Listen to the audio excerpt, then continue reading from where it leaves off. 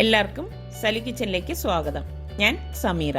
ഇന്ന് ഞാൻ തയ്യാറാക്കാൻ പോകുന്നത് കുറച്ച് വ്യത്യസ്തമായിട്ടുള്ള ഒരു ബട്ടർ റൊട്ടിയും അതുപോലെ തന്നെ ബട്ടർ എഗ് മസാലയുമാണ്. പിന്നെ നമ്മൾ അബുദാബിയിൽ പോയതിൻ്റെ ലാസ്റ്റ് എപ്പിസോഡ് നാളെ സലു പ്ലസിൽ പോസ്റ്റ് ചെയ്യുന്നതാണ്. അപ്പോൾ ഇതിനു മുൻപുള്ളതിൻ്റെ എല്ലാം ലിങ്ക് ഞാൻ ഇതിൻ്റെ ഡിസ്ക്രിപ്ഷൻ ബോക്സിൽ കൊടുത്തിരിക്കാം. നിങ്ങൾക്ക് താല്പര്യമാണെങ്കിൽ കാണാവുന്നതാണ്.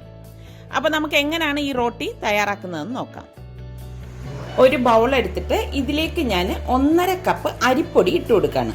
വറുത്ത അരിപ്പൊടിയാണ് ഞാനിവിടെ എടുത്തിരിക്കുന്നത് കേട്ടോ. ഇതിലേക്ക് ഞാൻ 1.5 കപ്പ് മൈദാമാവും കൂടി ഇട്ട് കൊടുക്കുകയാണ്. നമ്മൾ എത്ര അരിപ്പൊടി എടുക്കുന്നോ അതേ അളവിൽ തന്നെ മൈദാമാവ് ഇട്ട് കൊടുക്കണം. രണ്ടും ഒരേ അളവായിരിക്കാൻ ശ്രദ്ധിക്കണം. ഇനി ഇതിലേക്ക് ഞാനിവിടെ ബട്ടർ എടുത്തിട്ടുണ്ട്. ഏകദേശം 1.5 ടേബിൾ സ്പൂൺ ബട്ടർ ഞാൻ ഇതിലേക്ക് ഗ്രേറ്റ് ചെയ്ത് ഇട്ട് കൊടുക്കുകയാണ്. ഗ്രേറ്റ് ചെയ്ത് ഇട്ട് കൊടുക്കുന്നത് എന്താണെന്ന് വെച്ചാൽ ഇത് പെട്ടെന്ന് നമുക്ക് പുട്ടിൻ്റെ പൊടി പോലെ യോജിപ്പിച്ചെടുക്കാൻ വേണ്ടിയിട്ടാണ്. ഇത്രയും മതിയാകും. ഇനി ഇതിലേക്ക് നമുക്ക് പാകത്തിനുള്ള ഉപ്പിട്ട് കൊടുക്കാം. ഞാനിവിടെ 1/2 ടീസ്പൂൺ ഉപ്പ് ഇട്ട് കൊടുക്കുകയാണ്. അപ്പോൾ ആദ്യം തന്നെ ഇതെല്ലാം കൂട്ടിയിട്ട് നന്നായിട്ടൊന്ന് മിക്സ് ചെയ്ത് കൊടുക്കാം. കണ്ടോ, ഗ്രേറ്റ് ചെയ്തിടുമ്പം നമുക്ക് ഈ ബട്ടർ പെട്ടെന്ന് തന്നെ ഇതിൽ മിക്സ് ചെയ്തെടുക്കാൻ പറ്റും. ഇപ്പം മൈദാമാവിന് പകരം നമുക്ക് ഗോതമ്പ് മാവ് വെച്ചിട്ടും തയ്യാറാക്കിയെടുക്കാൻ പറ്റും കേട്ടോ. പെട്ടെന്ന് തന്നെ നമുക്ക് തയ്യാറാക്കിയെടുക്കാൻ പറ്റുന്ന നല്ല ഒരു ബട്ടർ റൊട്ടിയാണ് ഇത്.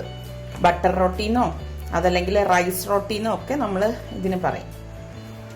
ഇതിവിടെ ഞാൻ നന്നായിട്ട് മിക്സ് ചെയ്ത് യോജിപ്പിച്ചിട്ടുണ്ട് കണ്ടോ. ഇവിടെ ഞാൻ 1.5 കപ്പ് വെള്ളം എടുത്തിട്ടുണ്ട്. അപ്പം ഞാൻ ഇതിലേക്കെല്ലാം 1.5 കപ്പിൻ്റെ അളവാണ് പറഞ്ഞിരിക്കുന്നത്. ഇപ്പം ഈ 1.5 കപ്പ് വെള്ളത്തിൽ കുറേശ്ശെ വെള്ളം ഒഴിച്ചിട്ട് നമുക്ക് കുഴച്ച് നോക്കാം. അപ്പം നമുക്ക് പറയാൻ പറ്റും എത്ര കപ്പ് വെള്ളം ഇതിലേക്ക് യൂസ് ചെയ്തു എന്ന്. കാരണം അരിപ്പൊടി ആയതുകൊണ്ട് തന്നെ കുറച്ച് വെള്ളം അധികം വേണ്ടി വരും. ഞാനിത് കുറേശ്ശെ ഒഴിച്ചിട്ട് നമ്മൾ ചപ്പാത്തി മാവിന് കുഴക്കില്ലേ അതുപോലെ ഒന്ന് കുഴച്ചെടുക്കുകയാണ്. ഈ എടുത്തിരിക്കുന്നത് പച്ചവെള്ളമാണ് കേട്ടോ. ചില അരിപ്പൊടി നല്ല മൂപ്പുള്ളതായിരിക്കും, അപ്പോൾ നമുക്ക് വെള്ളം കുറച്ച് കൂടുതൽ വേണ്ടി വരും.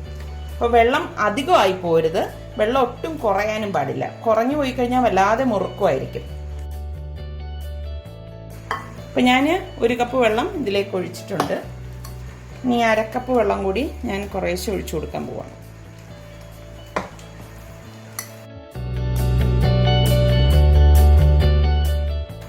പെട്ടെന്ന് തന്നെ നമുക്കിത് കുഴച്ചെടുക്കാൻ സാധിക്കും.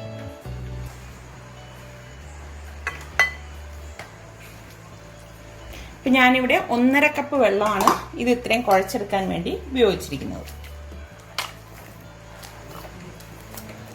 വെള്ളം എടുക്കുമ്പോൾ ഇതുപോലെ എടുത്തു വെച്ച ശേഷം കുറേശ്ശെ ഒഴിച്ചിട്ട് കുഴച്ചു കൊടുത്ത് നോക്കുക. ഞാൻ പറഞ്ഞില്ലേ, വെള്ളത്തിൻ്റെ അംശം കൂടരുത്. അരിപ്പൊടിയെ ഡിപ്പെൻഡ് ചെയ്തിരിക്കും നമുക്ക് വെള്ളത്തിൻ്റെ ആവശ്യം. ഈസി ആയിട്ട് നമുക്കിത് കുഴച്ചെടുക്കാൻ പറ്റും. നല്ല സോഫ്റ്റ് മാവായി മാറും. എത്ര നന്നായി കുഴയ്ക്കുന്നോ അത്രയും നല്ല റൊട്ടി നമുക്ക് തയ്യാറാക്കിയെടുക്കാൻ പറ്റും. ഇതിവിടെ ഞാൻ നന്നായിട്ട് കുഴച്ചെടുത്തിട്ടുണ്ട് കണ്ടോ, നല്ല സോഫ്റ്റ് മാവായിട്ട് വന്നിട്ടുണ്ട്. ഇനി ഇത് ഞാനൊരു 1/2 മണിക്കൂർ മാറ്റി വെക്കണം. 1/2 മണിക്കൂറിന് ശേഷം നമ്മളിത് പരത്തി ചുട്ടെടുക്കാം. ഈ സമയം കൊണ്ട് നമുക്ക് എഗ് ബട്ടർ മസാല തയ്യാറാക്കാം. അപ്പോൾ ഒരു പാൻ അടുപ്പത്ത് വെച്ചിട്ട് ഞാൻ ഇതിലേക്ക് 2 ടേബിൾ സ്പൂൺ ബട്ടർ ഇട്ട് കൊടുക്കാം.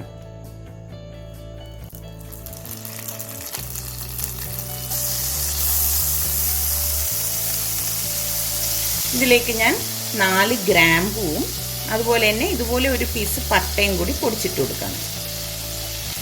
ഇനി ഇതിലേക്ക് ഞാനിവിടെ 3 മീഡിയം സൈസ് സവാള ഇതുപോലെ ചെറുതായിട്ട് അരിഞ്ഞെടുത്ത് വെച്ചിട്ടുണ്ട്. അതും കൂടി ഇട്ടിട്ട് വഴറ്റി കൊടുക്കാം.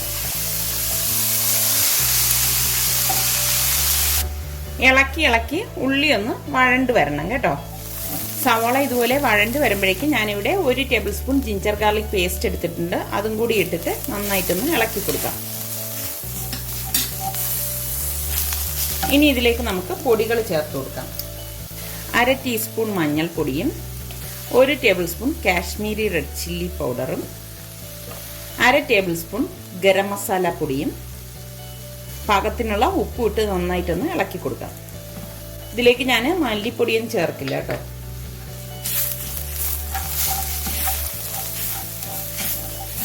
പൊടികളുടെ പച്ച മണം ഇവിടെ മാറിയിട്ടുണ്ട്. ഈ സമയം ഞാനിവിടെ 2 ചെറിയ ടൊമാറ്റോ ചെറുതായിട്ട് ചോപ്പ് ചെയ്തെടുത്ത് വെച്ചിട്ടുണ്ട്. അതും കൂടി ഇട്ട് ഇളക്കി കൊടുക്കാം.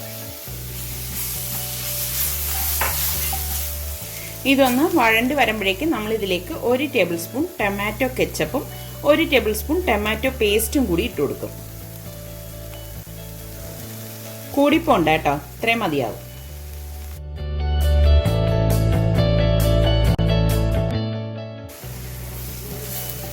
നന്നായിട്ടൊന്ന് ഇളക്കി കൊടുക്കാം. ഇതിലേക്ക് ഇനി ഞാൻ 1/2 കപ്പ് വെള്ളം ഒഴിച്ചു കൊടുക്കാൻ പോവാണ്.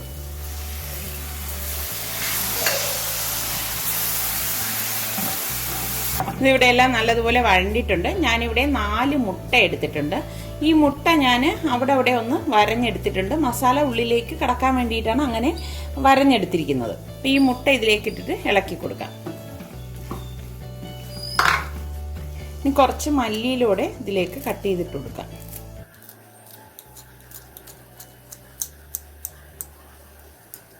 നല്ലൊരു ഫ്ലേവർ കിട്ടാൻ വേണ്ടി ഞാനിവിടെ 1 ടീസ്പൂൺ ബട്ടർ കൂടി ഇതിലേക്ക് ഇട്ട് കൊടുക്കാം. ഒന്ന് ഇളക്കി കൊടുക്കാം. നിങ്ങളെല്ലാവരും ഒന്ന് ട്രൈ ചെയ്ത് നോക്കണം കേട്ടോ. ട്രൈ ചെയ്ത് നോക്കിയിട്ട് ഇഷ്ടമാണെങ്കിൽ ഇതിൻ്റെ ഫീഡ്ബാക്ക് എനിക്ക് തരണം. ഇപ്പം നമ്മളുടെ സലു കിച്ചൻ ഇനിയും സബ്സ്ക്രൈബ് ചെയ്യാത്തവരുണ്ടെങ്കിൽ ഈസി റെസിപ്പികൾക്കായി സലു കിച്ചൻ സബ്സ്ക്രൈബ് ചെയ്യുകയും സബ്സ്ക്രൈബ് ചെയ്താൽ മാത്രം പോരാ, തൊട്ടടുത്ത് കാണുന്ന ബെല്ലൈക്കൺ കൂടി ഒന്ന് ക്ലിക്ക് ചെയ്യണേ. അപ്പോൾ ഓപ്ഷൻ വരും, അതിൽ ഓൾ എന്ന ഓപ്ഷൻ ക്ലിക്ക് ചെയ്താൽ മാത്രമേ ഞാൻ വീഡിയോസ് പോസ്റ്റ് ചെയ്യുമ്പോൾ നിങ്ങൾക്ക് നോട്ടിഫിക്കേഷൻ കിട്ടുകയുള്ളൂ. ബട്ടർ എഗ് മസാല റെഡി ആയിട്ടുണ്ട്. ഇനി ഞാനിത് സെർവിങ് ഡിഷിലേക്ക് മാറ്റണം. ഞാനിത് കുഴച്ച് വെച്ചിട്ടിപ്പം 1/2 മണിക്കൂർ ആയിട്ടുണ്ട്. കണ്ടോ, നല്ല സോഫ്റ്റ് ആയിരിക്കാം.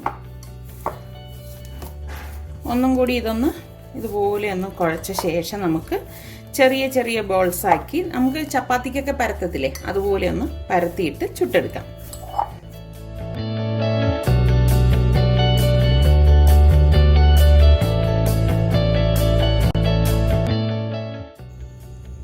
ഈ ഒരു രീതിയിൽ നമുക്ക് ഉരുട്ടിയെടുക്കണം. ഞാനിവിടെ കൗണ്ടർ ടേബിൾ നന്നായിട്ട് തുടച്ചെടുത്തിട്ടുണ്ട്.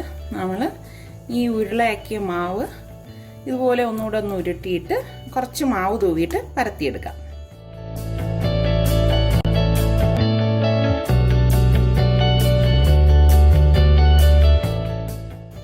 നമുക്ക് ഈസി ആയിട്ട് തന്നെ ഇത് പരത്തിയെടുക്കാൻ പറ്റും കേട്ടോ. ഒരുപാട് തിന്നാക്കേണ്ട ആവശ്യമില്ല.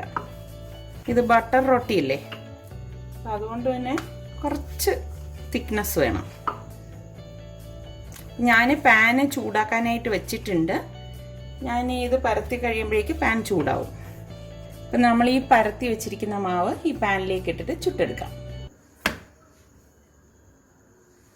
ഇതുപോലെ ചൂടായ പാനിലേക്ക് ഇട്ടിട്ട് നമുക്ക് തിരിച്ചും മറിച്ചിട്ട് ചപ്പാത്തി ചുടുന്ന പോലെ തന്നെ ചുട്ടെടുക്കുകയാണ് ചെയ്യുന്നത്. ഓവർ കുക്കാവാൻ പാടില്ല. ഓവർ കുക്കായി കഴിഞ്ഞാൽ ഇത് ഹാർഡായി പോകും.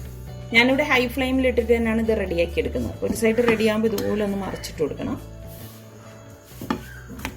വീണ്ടും ഇതുപോലെ ഒന്ന് തിരിച്ചിട്ട് കൊടുക്കാം.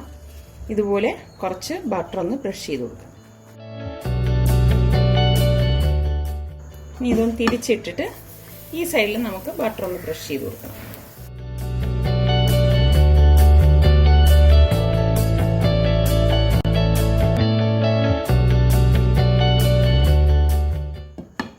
ബാക്കിയിരിക്കുന്ന മാവ് നമുക്ക് ഇതുപോലെ തന്നെ പരത്തിയിട്ട് ചുട്ടെടുക്കാം.